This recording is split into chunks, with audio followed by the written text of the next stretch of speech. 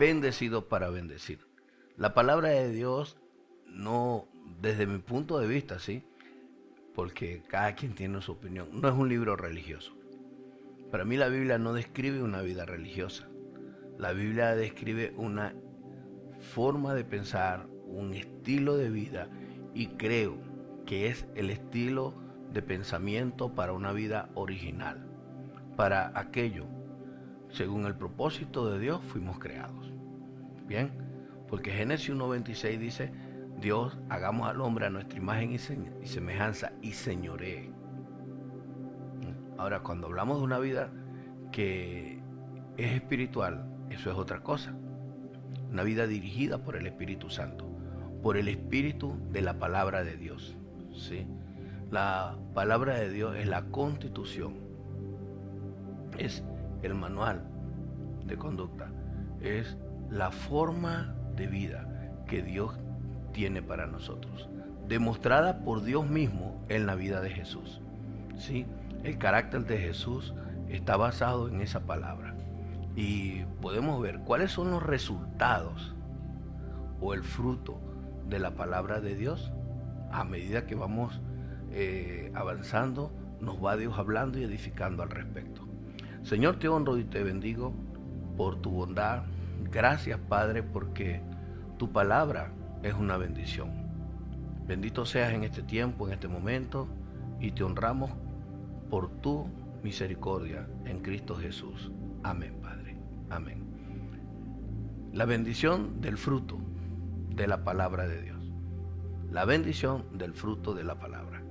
Salmo 119, versículo 1 al 8, en la versión lenguaje actual, inicia diciendo, Dios, tú bendices a los que van por un buen camino, a los que de todo corazón siguen tus enseñanzas. Directamente, el que sigue la enseñanza de Dios lleva buen camino. Jesús es el buen camino. Jesús dijo, yo soy el camino, la verdad y la vida. Nadie va al Padre sino por mí. Dice, yo soy el camino y Jesús es el verbo divino. Jesús es la palabra de Dios hecha carne, ¿sí? Ese verbo se hizo carne, Juan 1:14. Y vimos su gloria como la del unigénito, único de su genética, único de su generación, del Padre. Entonces cuando habla que Él es el camino, ese camino nos lleva a una vida bendecida, ¿sí? Pero está basado en la palabra de Dios. La sintamos o no la sintamos, porque la palabra de Dios no es un asunto de sentirla, es un asunto de convicción, ¿sí? No es un asunto de deseo, es un asunto de determinación. El que camina en su palabra, el que con todo corazón sigue las enseñanzas de Dios, tiene una vida bendecida. En versos 1 y 2 del Salmo 119. El verso 3 dice, ellos no hacen nada malo, solo a ti te obedecen. Para nosotros apartarnos del mal, para tener una vida de bondad o una vida donde practicamos cosas que van a ser de bienestar para nosotros mismos, para nuestra familia y para los demás, siempre partes. Yo he entendido, cuando Jesús dijo en Juan 14, ama a tu prójimo como a ti mismo, está diciendo, primero te debes amar, parte de ti mismo, parte de nosotros. Cuando ando en caminos malos, cuando he estado en malos caminos, no me he amado. Entonces cuando rectifico, cuando me voy hacia Dios y su palabra, allí comienza esa bondad de parte de Dios. Y se cumple este verso 3, ¿sí? Que dice, ellos no hacen lo malo, solo a ti te obedecen. No significa que no haya maldad en nosotros, porque la carne, mientras estemos en la tierra, la carne tiende a sus deseos. Pero está la lucha interior entre la carne y el espíritu. Como recuerda que dice Gálatas 5:16, digo pues, andad en el espíritu y no satisfagáis los deseos de la carne. Si satisface los deseos de la carne, esos son los malos caminos, ¿ok? Todo el listado que aparece allí. Entonces, dice el versículo 3, que si andas en sus caminos, en su palabra, todo te va a salir bien. Si el verso 4 dice, tú has ordenado que tus mandamientos se cumplan al pie de la letra. Al pie de la letra significa que lo que dice, así es. Literalmente, obedecerlo.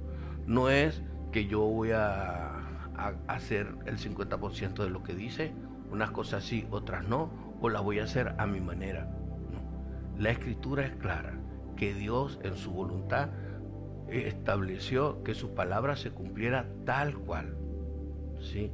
Porque esta tierra se sujeta a esa palabra tal cual. La salud se sujeta a la palabra de Dios tal cual. El bienestar en todos los sentidos de la vida se sujeta a lo que dice la palabra tal cual.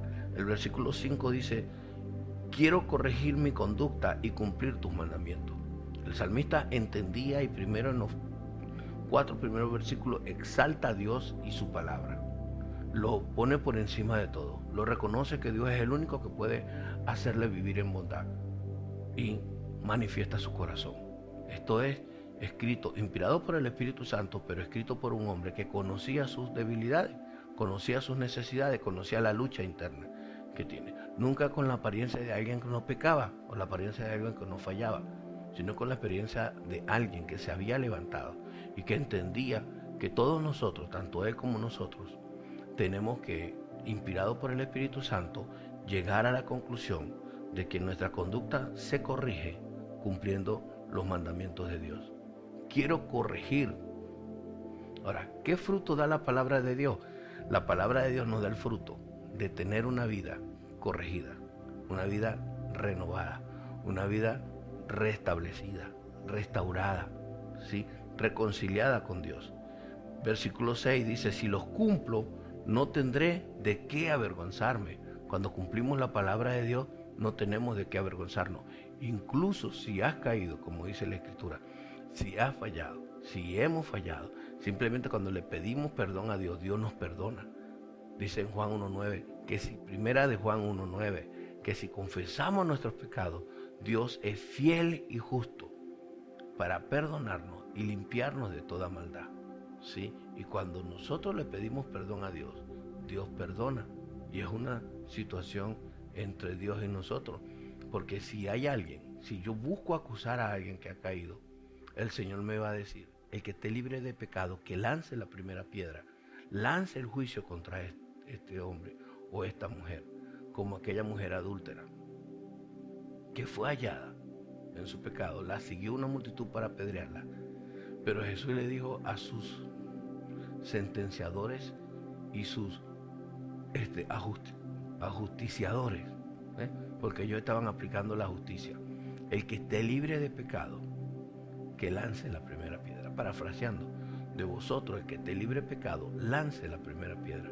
Entonces, así mismo debo ser con todas las personas, no lanzarle piedra a nadie, porque si yo lanzo piedra, significa que soy sin pecado alguno, ¿sí? Y todos nosotros constantemente, la vida espiritual es una lucha constante. Ahora, ¿cómo nosotros podemos mantenernos firmes? Es simplemente guardando sus estatutos, y si cumplo su palabra, no temeré, no tendré de qué avergonzarme. El versículo 7, si me enseñas tu palabra, te alabaré de todo corazón.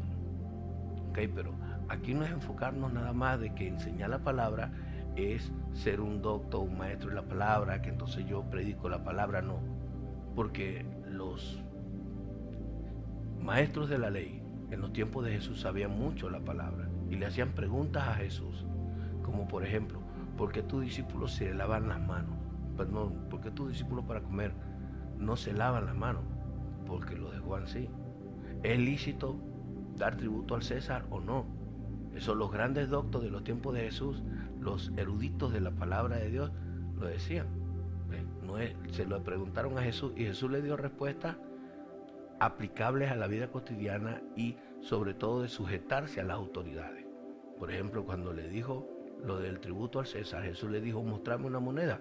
¿De quién es la imagen? Del César. Ok, dale al César lo que es del César. Si eso tiene la imagen del César, eso es del César. Y dale a Dios lo que es de Dios. Ahora, ¿qué es de Dios? De Dios es su palabra, la palabra donde el corazón es quebrantado, donde el corazón es contrito, donde el corazón se humilla para con Dios, porque Dios quiere que nosotros estemos agradándole a Él en todas las cosas. El versículo 7, si me enseñas tu palabra, te alabaré de todo corazón.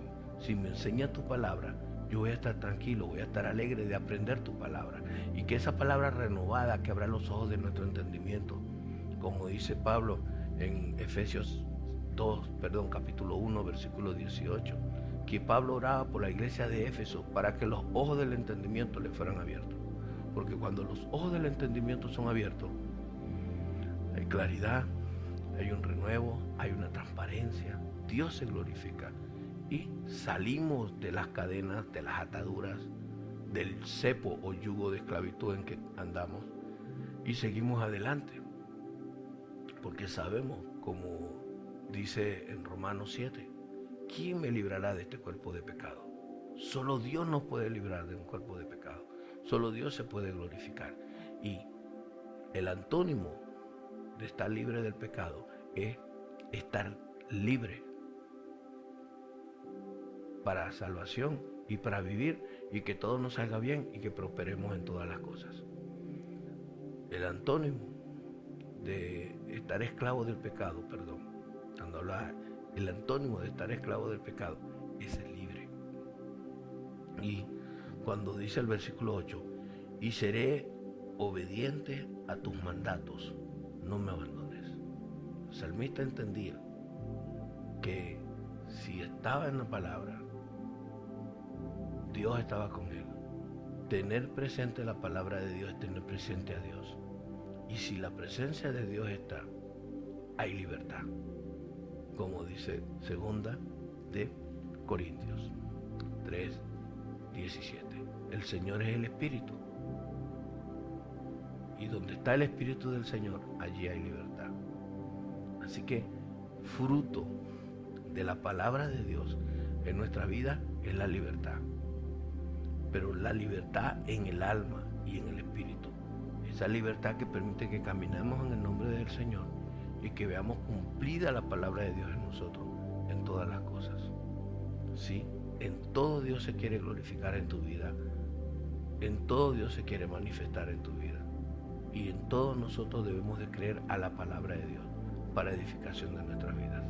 Señor, ayúdanos a tener presente que la dicha de vivir satisfecho de todas las cosas que necesitamos va de la mano con andar y caminar en tu palabra, de caminar en tus estatutos. Que tú eres, Señor, el que nos libras de toda vergüenza, nos libras de todo mal, nos levantas de toda caída y sobre todo, Señor, dirige nuestros pasos de manera sobrenatural para que tú te glorifiques. Oro, Dios, para que cada actitud humana para logro de cosas humanas nos liberes y nos desates, nos ayudes a entender y que nos reveles con tu palabra todo lo que es esclavitud, todo lo que es atadura, todo lo que es error, y que tu gracia y tu favor sea manifestándose en nuestras vidas, Señor. Eres un buen Dios, eres misericordioso, eres grande. No hay un Dios como tú, Señor. Tú rompes las cadenas, rompes las ataduras, destruyes las fortalezas. Señor, tú eres maravilloso. Bendice cada persona que ha escuchado hoy y que ha observado, Señor, tu palabra. Sé liberándonos. Espíritu Santo, en este momento libera a cada persona conforme a tu riqueza en gloria. Libera de toda opresión, de toda obra de cadenas y ataduras y maldiciones. En este momento hay un rompimiento. Tú quebrantas toda fortaleza y pones todo debajo de tus pies. Te bendecimos y glorificamos, Padre. Gracias, Señor, en el nombre de Jesús. Amén y amén. La bendición de la palabra de Dios nos permite ser dichosos, satisfechos en todas las áreas de nuestra vida y nos permite emprender y mantenernos dentro de esa gracia divina y sobre todo en la presencia y comunión con el Padre. Dios te bendiga. Bendecido para bendecir.